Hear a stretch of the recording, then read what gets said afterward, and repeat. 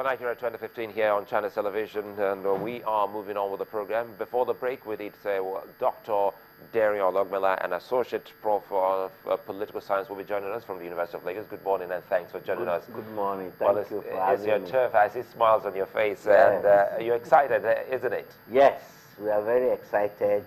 The result of the election was very, very interesting, and the consequence of that is that we are looking for a new dawn in Nigeria. And we're also very grateful to the outgoing president, President Jonathan, for, quickly acknowledging that Buhari is now the new elected president of the Federal Republic of Nigeria. Quickly, you say, how did that help in this whole equation? Well, you see, the build-up to the election and the process of the election and the report coming in from the various states suggest that there could be problems if the election results are finally announced and General Buhari wins. But fortunate for us, we have a president that realized that, look, this thing is out of our hands, it's in the hands of the Nigerian voters and the hands of God Almighty. And consequently, he took the bull by the horn by recognizing that, look, with Borno and Sokoto and Delta remaining, there's only a slim chance. And when Sokoto was announced, remaining Borno, and then suddenly Delta was announced, still remaining Borno, I think it was clear to him and also his team that, look, let us call it a day and recognize Buhari as the winner, and also to douse the tension in the country so that we can move forward. And I think this is a very civilized way of doing things, and we are very appreciative of his move. As a political scientist, yes, what did you find most interesting in most of the political moves that got us up to this point? Well, the most important thing that has happened in the geopolitics of Nigeria is the coming together of the so-called Western region before with the Northern region. That move, you see, Nigeria has always been ruled on a tripod. That's how we started it. That's how it has been. And I will not say that's how it should always be. The Hausa Fulani group, the Yoruba group, and the Igbo group have also, they laid the foundation of the Nigeria that we see today. It's always been the Igbos moving with the Hausa Fulani at the center, the West staying in opposition. But this time round, Tinubu and others felt that, look, there's no point of staying in opposition indefinitely when there can be reorganization of the Nigerian geopolitics. And he went and met with Buhari, and Buhari also was looking for partners because he had tried severally with various groups and failed. He threw in his lot with the Tinubu group, and also we must understand this. There is an Igbo element through ONU and others like Okorocha. Okay, Ogbonaya ONU. Yes, who also joined in the information that, look, the Igbos are not going to be left out of this thing. If the worst come to the worst, we will be in there. So there is a regrouping of three major political elements that form the tripod in Nigeria. Well, Mr. Additional, you looked at the results from how they came in. You also know the requirements that you must win 25% of the thirds. Did that really show that, especially with the Igbo element, would you say that that also came through as well? Yes, but both of them made that 25% requirement. In political strategy and strategizing, you needed to keep that at the back of your minds. There was no point in winning popular votes and you didn't have the spread. So I guess in the campaigns and the electioneering, they had that in their mind and they had it all mapped out, and the two of them achieved it. And we'll come back to you, Dr. Olagbela. I wanted us to look at the effect of some of these moves, the campaigns by some of these candidates for the president-elect as well as the incumbent president. We'll look at specifically states like Lagos State.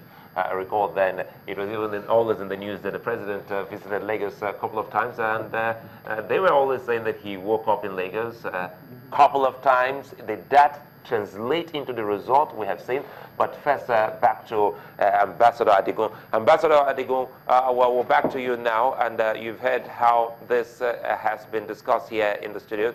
I hope he's still very much there. Well, I think we lost him there. Now, back quickly to you. How has it been?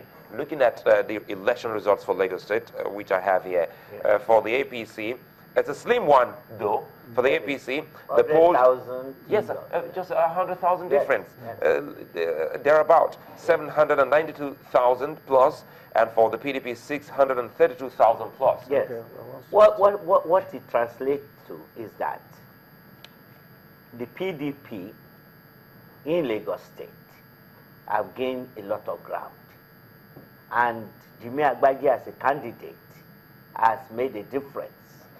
And then we have to also look at the regular visits of Mr. President to Lagos State and staying on the marina, and all various groups coming to visit, market women, all kind of group, you know, ethnic nationalities. Everybody went there to tell him one thing or the other, and I think they did not go home empty-handed either. So it had a lot of impact on the Lagosians, as well as those who see themselves as non-indigenous, but who are in Lagos, doing business, residents here, born here, grew up here, that, look, we will also have a say. And this PVC, this voting card we have, is a very important instrument now. And I'm sure that people now realize. So it worked wonders. Yes, that we have the power. We are the sovereign. And this idea is now going to push the APC in Lagos State to work harder between now and the 11th of April, because there is, I will say, a possibility that the change that the APC have been preaching might come to Lagos State. You know? Dr. Adesina, you know, I know that we're focusing on Lagos now, but the Southwest was going to be also one of the battleground regions. Did the results that came out from the Southwest surprise you? Did you see any surprises in the Southwest? The Southwest, if the election had been held in February, the Southwest would have gone the way it has gone. The 6-week delay gave people more opportunity to campaign. But the two major areas that we were expecting the PDP to have an inroad, that is Ondo State and Ekiti State. Well, they made it in Ekiti State, but Ondo State failed. But you can see the results were very close as well. So the PDP is still strong in Ondo State. It's just they did not cross the, you know, the Jordan, you know, over the Jordan River. They just didn't make it. And because of that, you know, Mimiko tried mobilizing, trying to, in fact, it divided the Yorubas. I noticed the reason I ask this question is because I'm looking at a state like Oyo State now, because some people believe that these elections will also have implications for the governorship elections. You're looking at Oyo State, that the APC garnered 528,000 and the PDP had 303,000. There was a clear difference of over 200,000 votes. If you also look at Ogun State, that used to be a PDP state as well, and you also see the difference in the votes. And also, you have to take into cognizance the fact that their cards are not coming on time. Yeah. There was also a clear difference of 100,000. This is in an area where they say even the strongholds of the governor, for instance, Abeokuta North, did not even get their cards even before the elections. You know, so were you really surprised that the elections, that the votes turned out how it turned out in these states? You see, the PDP had a strategy of mobilizing with funds. And they did a lot of mobilization in Lagos, in Ogun State, and elsewhere in Yoruba land. And they were able to do this because they realized earlier that the Western states are very, very crucial to winning this election. They also realized in the Middle Belt, those are the Kogi, Kwara, Benue, Jos, Plateau State, that they should also try and capture as many as possible there. But the strategy failed because the APC was able to also, through propaganda, through mobilization, to counteract what the PDP were trying to do. But when you now look at the figures, the outcome of the elections, they were very close, really. The 100,000 in Lagos, 200,000 in Oyo, you can still see that the PDP is still strong in these areas or in these states. What is likely to happen now that the governorship is the next one and the House of Assembly, don't forget, is that Accord, for example, in Oyo State, might realign with either the PDP group or the APC group, and that might deliver the governorship to somebody rather than the APC. But again, it's yet to be seen how they mobilize, how they realign before the election.